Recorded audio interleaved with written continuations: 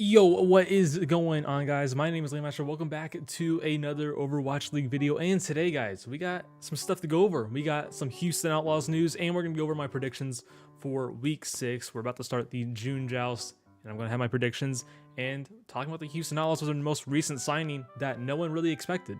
But before we actually move on to this stuff, yesterday, if you all did not see my Discord or tweet or in the community page on YouTube, I started a TikTok page, but I started it just for like small little things that I upload here, maybe some small news stuff that maybe I couldn't get around to uploading a full video about, but mostly I do end up doing that. So basically all I'm saying is to follow my TikTok, that is right there, and we'll see what goes on in the future of it.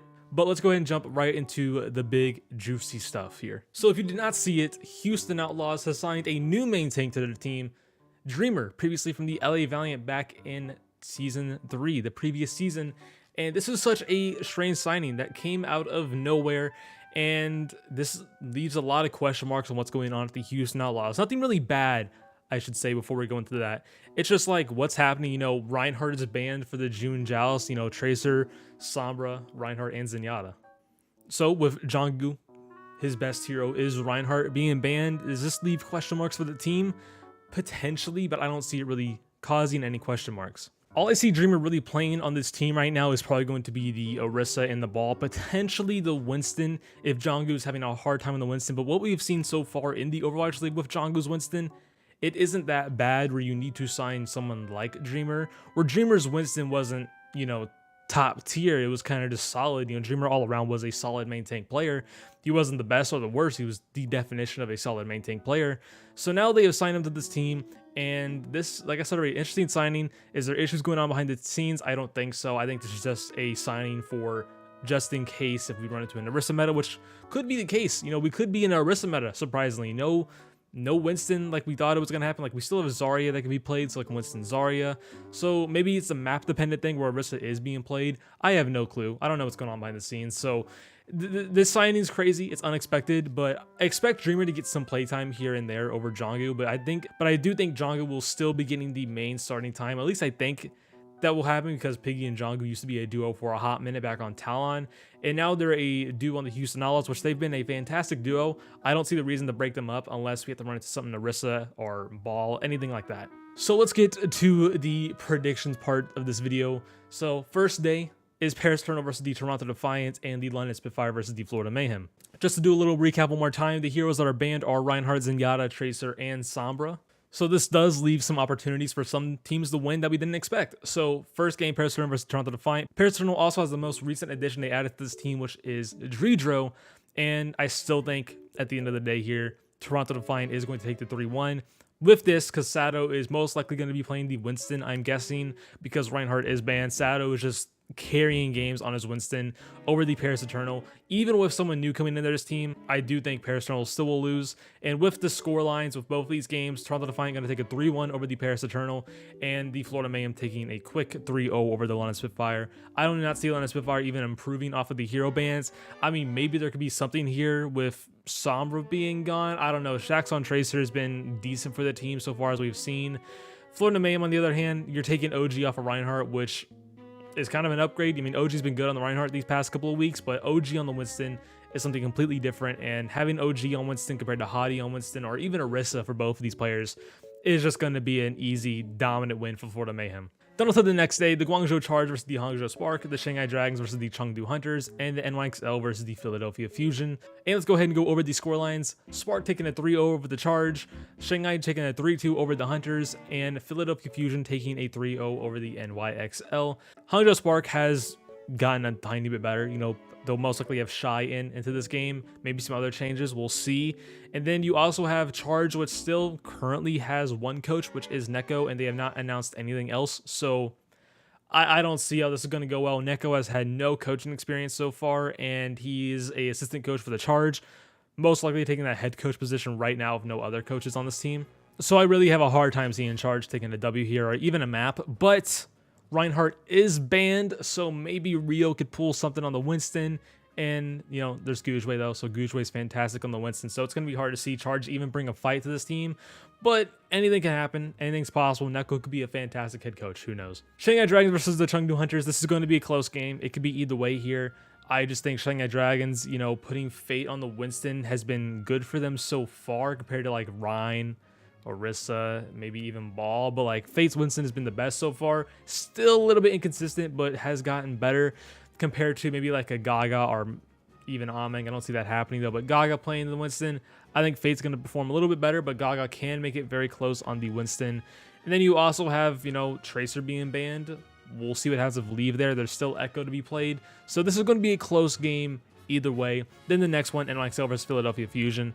Fusion's going to be fine. There's nothing else to really say here. I mean, Mono's good on Winston and Reinhardt. Now on the NYXL, they kind of do get a slight downgrade. Yakpeng has been known for his Rhine in the past, but his Rhine's not been good so far on the NYXL. And his Winston has not been the best in the past as well, and I don't think it'll be the same here. So we'll see what happens at NYXL here. I think it's going to be a quick 3-0 for the Hangzhou Spark and a quick 3-0 for the Philadelphia Fusion this next day. Then on to the day after this, Paris Eternal versus the Washington Justice, Houston Outlaws versus the Atlanta Reign, Toronto Defiant versus the Boston Uprising. Let's go over the scores real quick. Justice taking a 3-0 over the Paris Eternal, Outlaws taking a 3-1 over the Atlanta Reign, and Toronto Defiant taking a 3-1 over the Boston Uprising. This is just obvious for the Justice to take a 3-0 here. I mean, Mag's not going to be playing the Reinhardt, probably going to be playing the Winston, maybe Orisa. Most likely Winston, though. We all know how good his Winston is with his primal mechanics. He's such a mechanically gifted Winston player, and he's going to do a fantastic job here. Houston Outlaws and Atlanta Reign. This one was weird to see, but like Gator has been the best so far on Reinhardt compared to his Winston. Houston Outlaws, on the other hand, Jongu has shown a good Winston and Reinhardt. I don't know about his Orisa just yet, and they did just sign Dreamer, so we'll see what happens there if Dreamer does get the playtime. Then on the Toronto Defiant versus Boston Uprising, I've already said it with Toronto Defiant having Sato on the Winston.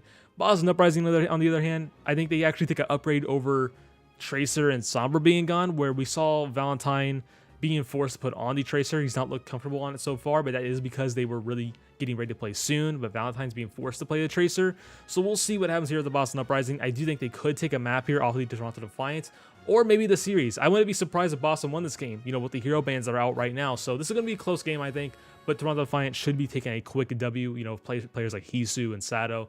So I'm expecting Toronto Defiant to take a quick W, but I wouldn't be surprised if this was going to be a close game. Then to the next day, Shanghai Dragons versus the Spark, NYXL versus the Charge, Philadelphia Fusion versus the Hunters. Go over the scoreline real quick. Dragons taking a quick 3-0 over the Spark. NYXL versus the Charge. I think NYXL could get a 3-2 here. Either way here.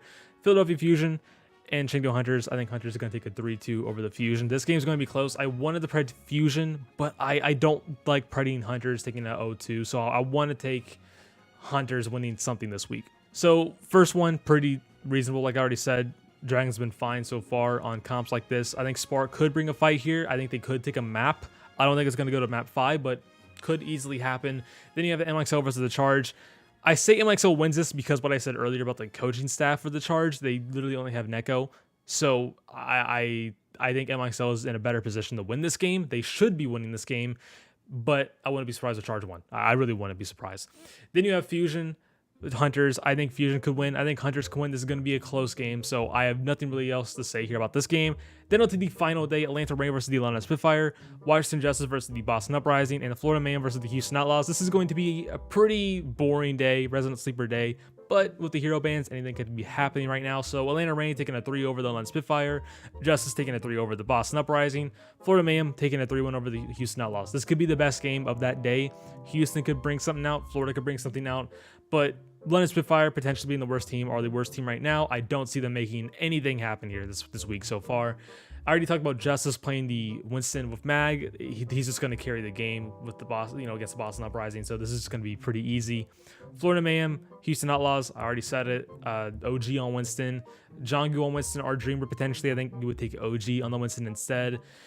It's going to be crazy. I do think there is a slight downgrade for Florida Mayhem, though. Yaki no longer being on the Tracer, so we'll see what happens there. And even BQB not being on the Sombra, but I do think they will be fine. They are fantastic DPS players. And the same thing goes for Houston Outlaws. You know, not Dante are happy on Tracer, most likely Dante, though. There could be some Echo stuff. There could be some Hanzo stuff, some Widow stuff being, you know, brought out this week. We'll see. It's going to be an interesting weekend, though. It's going to be pretty interesting with the hero bans. So that is it for the predictions and the news that has happened with Dreamer, the Houston Outlaws. Don't forget to follow the TikTok. Like I said already, I'm going to try and do that really consistently. We'll see what happens there. And that's it for the video. If you guys want to stay more in tune with Overwatch League news and Overwatch League stuff in general, don't forget to subscribe down below. Also, don't forget to join my Discord down below as well. And don't forget to follow my Twitter and my Twitch. And don't forget to hit that bell. And don't forget to leave a like, comment, and subscribe down below. And I'll see you guys on the next one.